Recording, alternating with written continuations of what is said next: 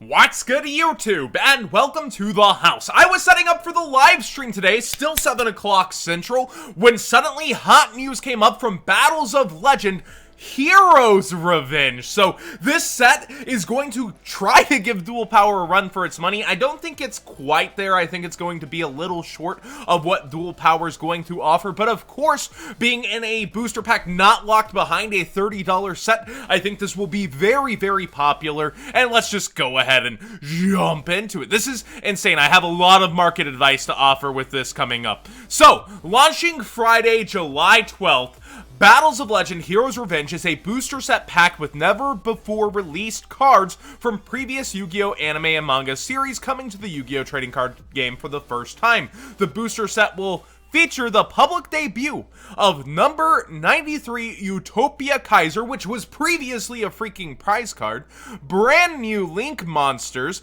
and more Vision Hero monsters from the Yu-Gi-Oh! GX manga series, among others. Each pack will still have 4 Ultras and 1 Secret. So remember last year's, it had a more expansive set, so it's not like one box got you everything like the previous year. We'll see what the card pool ends up being this time. But Battles of Legend Heroes Revenge arrives on the scene in July, ready to turn the summer on its head. This 93 card all-foil booster set is packed with never-before-released cards from the previous Yu-Gi-Oh! Anime, pretty much what we've already said. Let's just jump into the cards. Utopia Kaiser, originally available only to those who reach the pinnacle of competition, makes its public debut. Fans of number monsters will have even more to look forward to in Battles of Legend Heroes Revenge. More Vision Hero monsters from Yu-Gi-Oh! GX manga series appear, along with the related hero cards like Vision Hero Vion. Brand new Link monsters for a variety of deck themes like Psyframe, Traptrix, Blackluster Soldier, and more. That's not for me. That's just insane because they're already naming 3 Link Reigns Pack 2 cards, and it seems like they're going to be pushing it harder, and we already have one of the 2 most coveted ones. The Blackluster Soldier Link is pretty dang generic, and we see it placed in here. The next most coveted is probably the 6 Samurai Link monster, so they're really not holding it back this year. We already are getting, I believe, the Thunder Dragon and Dual Power. Now we have 3 set up for this set, helping to actually push and sell it with new cards rather than just reprints. Really, really good job, Konami.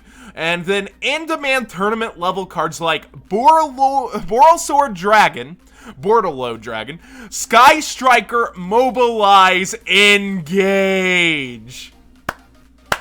I would think Widow Anchor will end up being in here as well, but that means it's unlikely we're going to see Sky Strikers hit on the next list, isn't it? This April upcoming list. I have some theories that we're not going to see that list in April or until after the WCQ, and that drought of demanding and crying for ban list. We might not see one till then, or see a very minimalistic approach to it again.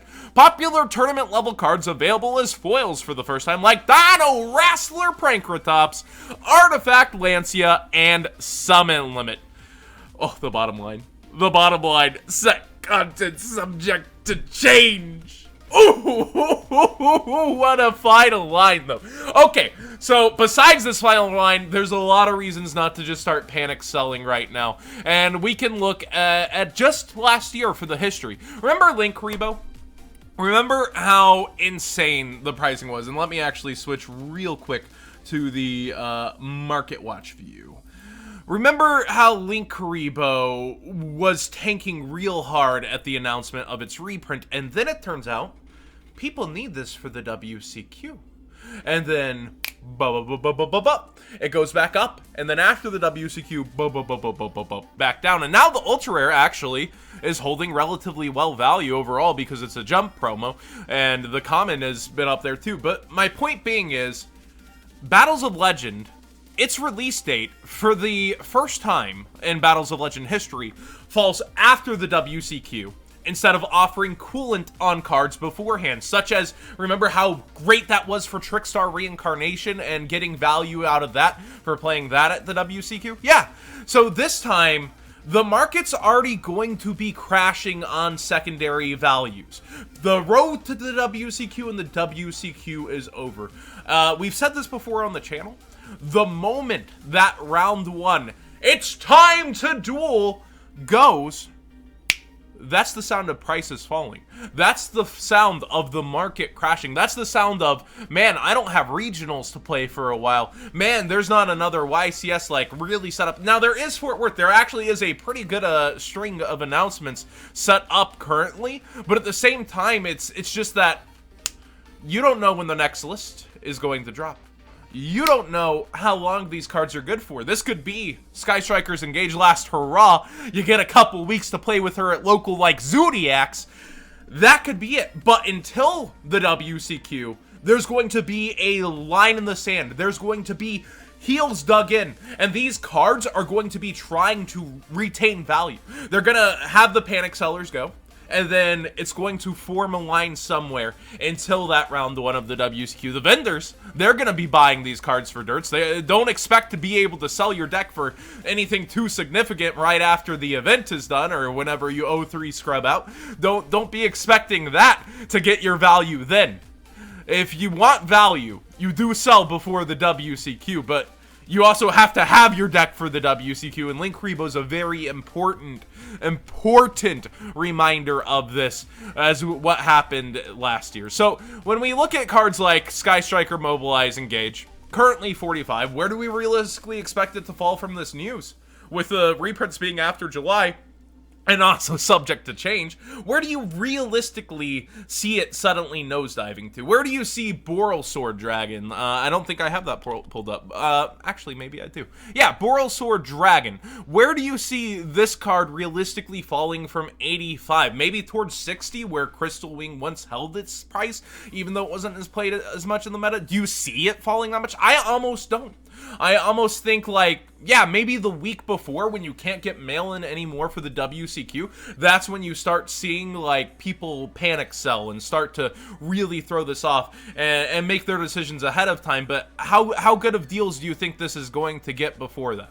I want prices to be cheaper. I want to feed the hype and say, oh yeah, guys, sell this now. But I can't in good conscience because, like, I want everybody to have cheaper prices. I want people to get cards cheaper and be able to play whatever they want to play for the WCQ. But again, history teaches us. So cards like Summon Limit that are going to be heavily freaking played in the room to counter so many different decks, these aren't going to suddenly tank in price. Maybe people who are hoarding a large amount might suddenly toss them up on market, but I don't think it'll be under $3 before the WCQ. I think it's going to have its time to nosedive before the release. And we've seen it with Megatons too, right? Cards confirmed for the Megatons not tank until the Megatons, even with the knowledge of the card. But this is just a different situation than the Megatons. This is heading towards into the off-season on this release date.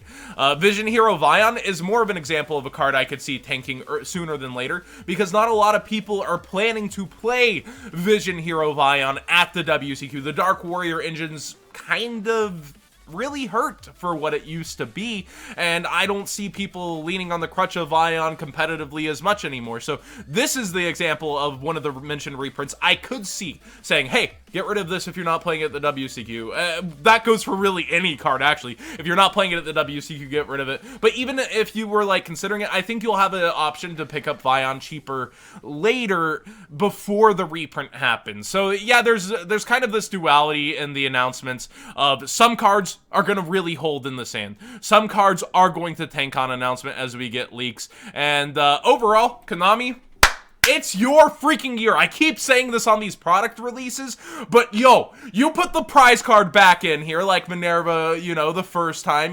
I think you gave Ascension to the Legendary Hero decks instead of Battles of Legend last year. Back on track with Kaiser. A lot of people have been thinking about this card and showing it off in combos and their considerations for what they want to play. Like, even under Master Rule 4 with Saryuja, it's finally like a reasonable option. So, nice to see Kaiser on this list. Amazing to see Borrlesword Dragon. I've been calling it for this product as kind of the replacement for Crystal Wing in the first year. Engage, unexpected, out of left field, going for the kind of duelist pack like side sets, hidden arsenal like side sets. That is a really, really good option. It's been over a year. It's about time we saw a reprint on this. I hope it's not like the ban list really it hurts when you do that, Konami. Whenever you put the ban list after giving it to everybody, like, give them one format. But again, it's been around so long. And shoutouts to Glasgow Yu-Gi-Oh, aka Farfa, yo, is inside the mind of Sky Strikers. That was a really good video. I enjoyed watching it. And the hollow-ups. I think we got the Trick Clown last year that made me really happy. This year, the Prankratops and Lancia and all these really good cards. So there's not a single disappointing reveal here for Battles of Legend. Everything makes me excited for it and happy. What about you guys in the comment section down below? How do you feel with that pressure too? You're taking your deck into the WCQ and you know, like, man, it's gonna go down right after, but this is the WCQ. This is your chance for immortality in the game's history. What do you feel about that pressure? Let me know. And also the Link Reigns Pack 2 stuff. Heck yeah! They're really pushing it this time instead of like, well, when are we getting it? Now we know this year. So, thank you so much for watching. Subscribe if you haven't already. Give this video a thumbs up if you enjoy the conversation. And my forewarnings. Do you think I'm wrong? Do you think Engage and Borrlesword are just gonna dip really heavily after this announcement? I would hope so. I would like that. But again, the history teaches us. So, that's just my thoughts on it. What are yours? I really do want to hear.